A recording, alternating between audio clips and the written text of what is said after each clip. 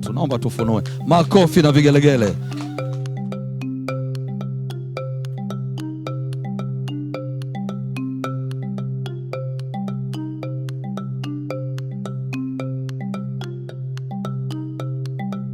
Mheshimiwa Daktari Samia Suluhu Hassan, Rais wetu wa Jamhuri ya Muungano wa Tanzania, ambaye pia kwetu ni muhifadhi namba 1, alianzisha kampeni ya kupanda miti iitwayo Kama 27 ya kijani.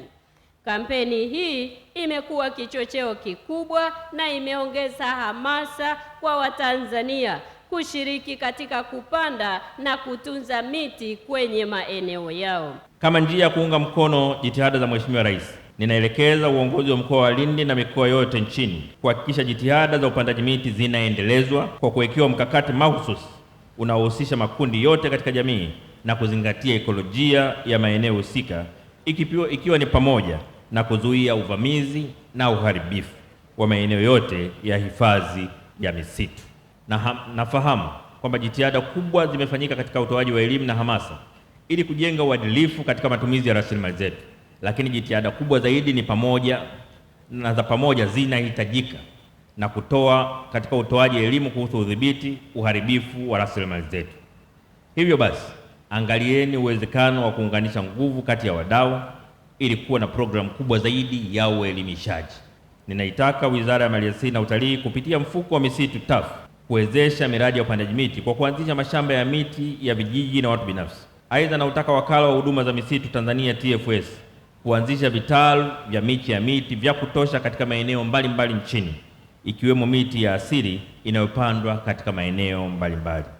Sambamba na hilo, elimu ya kutosha itolewe kwa wananchi ili waweze kuitunza na kuikuza miti hiyo.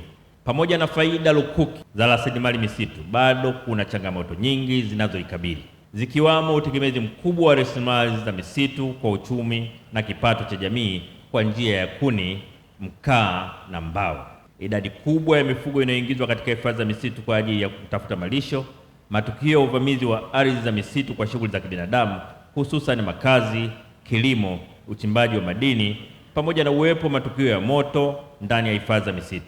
Changamoto hizi na nyinginezo zimesababisha kiwango cha upotevu wa misitu nchini kuongezeka hadi kufikia hekta 469,400 kwa mwaka. Kiwango hiki kikubwa sana kisichoweza kuendelea kuvumilika, hivyo kututaka kushirikiana kuhakikisha misitu yetu inalindwa na kuhifadhiwa.